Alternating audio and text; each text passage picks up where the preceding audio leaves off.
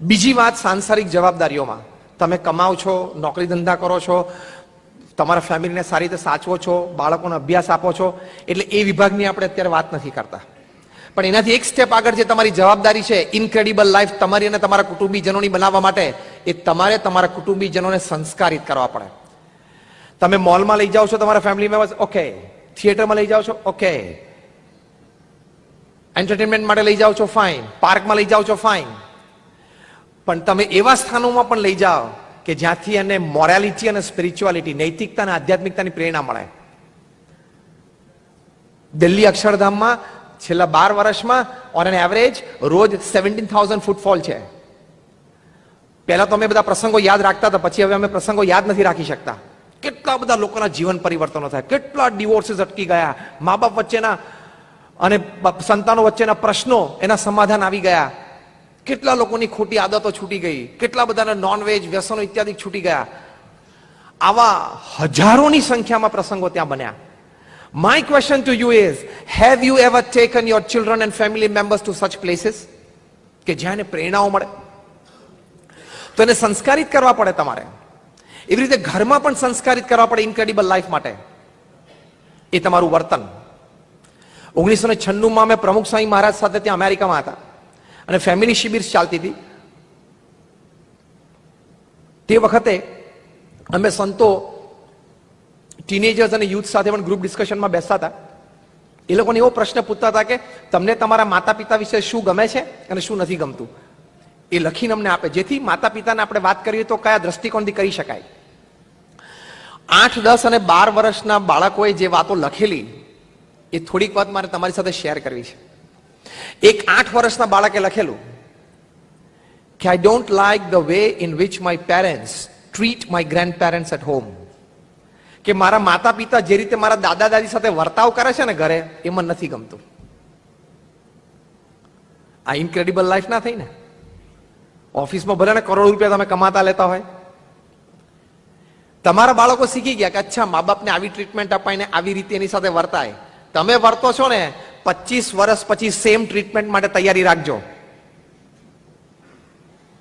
પ્રમુખ સ્વામી મહારાજને એક વખત પૂછેલું કે ઘરડા ઘર તો આપણી સંસ્કૃતિ નથી, ભારતીય સંસ્કૃતિ તો શ્રવણની સંસ્કૃતિ છે, મા બાપની સેવા કરવી જોઈએ. આપણે અહીંયા ઘરડા ઘર ક્યાંથી ચાલુ થઈ ગયા? પ્રમુખ સ્વામી મહારાજે સુંદર ઉત્તર આપ્યો. એક જ લીટીમાં એમના અમૃત અનુભવમાંથી એ બોલ્યા કે તમે ચાઇલ્ડ કેર સેન્ટર્સ એટલે કે બાળ ઉછેર કેન્દ્રો સમાજમાંથી કાઢી નાખો એટલે વૃદ્ધાશ્રમ એની જાતે નીકળી જશે. તો તમારા વર્તનથી તમે સંસ્કારિત કરીને ઇનક્રેડિબલ લાઈફ તમારી અને તમારા કુટુંબની બનાવી શકો છો. એક 10 વર્ષના બાળકે લખેલું કે મારા માતા પિતા મારી હાજરીમાં એકબીજા સાથે ઝઘડે છે ને એ મને નથી ગમતું. એક બાળકે એવું લખેલું કે મારા માતા પિતા મારા એકેડેમિક રિઝલ્ટની સરખામણી મારા પાડોશી મારા મિત્ર સાથે કરે છે, મને નથી ગમતું. એક બાળકે લખેલું કે મારા માતા પિતા, મને એવું લાગે છે કદાચ હું સાચો નહીં હોઉં પણ એવો અનુભવ થાય છે કે મારા કરતા મારી નાના ભાઈ પ્રત્યે એમને વધારે પ્રેમ છે. 12 વર્ષના બાળકે લખેલું. એટલે કઈ રીતે આપણે વર્તીએ છીએ?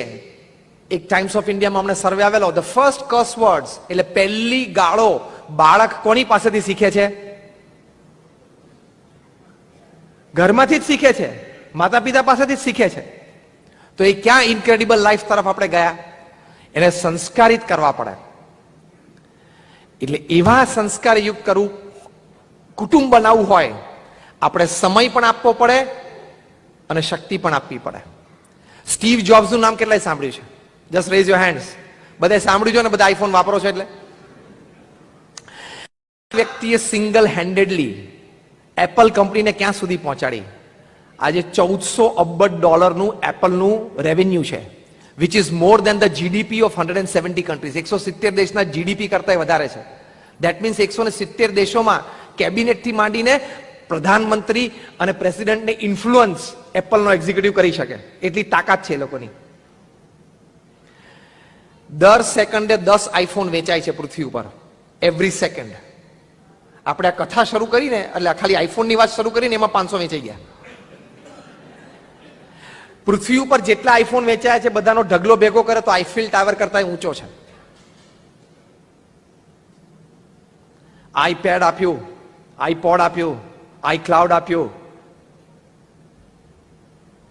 એ સ્ટીવ જોબ્સ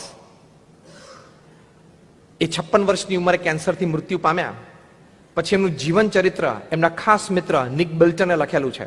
એની સાથે કો ઓથર છે ક્રિસ એન્ડરસન. આ પુસ્તકમાં એમને એક પ્રસંગ લખ્યો છે.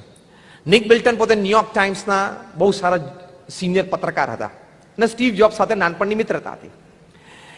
એમણે આઈપેડ ફેલ ગયું છે એવું આર્ટિકલ ન્યુયોર્ક ટાઈમ્સમાં લખ્યો. એટલે ઇમિડિયેટલી સ્ટીવ જોબ્સે ફોન કર્યો કે તું મને મળવા આવ. મળવા આવે એટલે સ્ટીવ જોબ્સે એમને બધા સ્ટેટિસ્ટિક્સ દેખાડ્યા. પછી મને કે નિક બિલ્ટન લખ્યું, પછી મને બહુ ખીજાણા અને એકચ્યુઅલી શબ્દ એમને એવો વાપરે છે, હી ચૂડ મી આઉટ, આમ ચાવીને નાખી દીધો મને. નિક બિલ્ટન લખ્યું છે. પછી નિક બિલ્ટન લખે છે, નાઉ લિસન વેરી કેરફુલી, કે મેં સ્ટીવ જોબ્સને પૂછ્યું કે સ્ટીવ, તારા સંતાનો કયો આઈફોન યુઝ કરે છે? Which iPhones do your children use? એટલે સ્ટીવ જોબ્સે કહ્યું કે મારા સંતાનોના હાથમાં મેં હજી આઈફોન આપ્યો નથી. આ જીવન ચરિત્રમાં લખેલી વાત છે. સ્ટીવ જોબ્સ નું નામનું જીવન, કારણ કે એ નામ જ મોટું બ્રાન્ડ નેમ છે. નિક બિલ્ટને કહ્યું મારા હાથમાંથી પેન છટકી ગઈ. કે ખરેખર? તો સ્ટીવ જોબ્સે કહ્યું હા. નિક બિલ્ટને પૂછ્યું કેમ? તો સ્ટીવ જોબ્સે કહ્યું છે કે we have limited the use of technology. ટેકનોલોજીનો કેટલો ઉપયોગ અમારા ચિલ્ડ્રને કરવો, બાળકોએ કરવો, એ અમે મેં ને મારા પત્નીએ સાથે બેસીને નક્કી કર્યું છે. આ ડેમન, એટલે આની જે તાકાત છે મારા દીકરાનું ભવિષ્ય બગાડવાની, એ તાકાત તો મેં સર્જી છે ને આનામાં.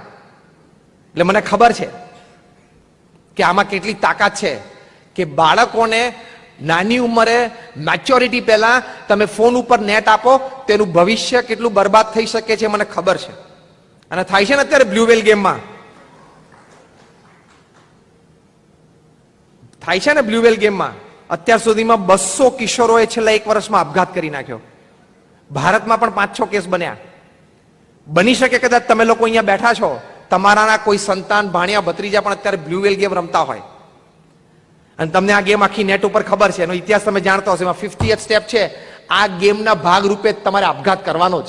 You have to commit suicide. ગઈકાલે એક જણાએ કર્યો.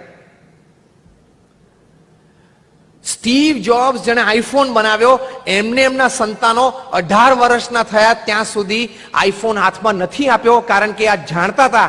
અને તમે તમારા દીકરાનો 12મો અને 14મો બર્થડે હોય ત્યારે આઈફોન હાથમાં આપો છો, એટલે સ્ટીવ જોબ્સ કરતા તમે વધારે બુદ્ધિશાળી થાય નહીં?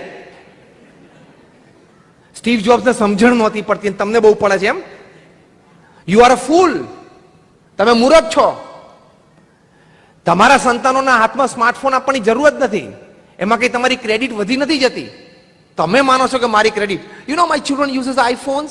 12 વર્ષના છે મેં આઈફોન ગિફ્ટમાં આપ્યો બીકોઝ ઇઝ 12th બર્થડે. તું તારો છોકરો બે મરી જશો.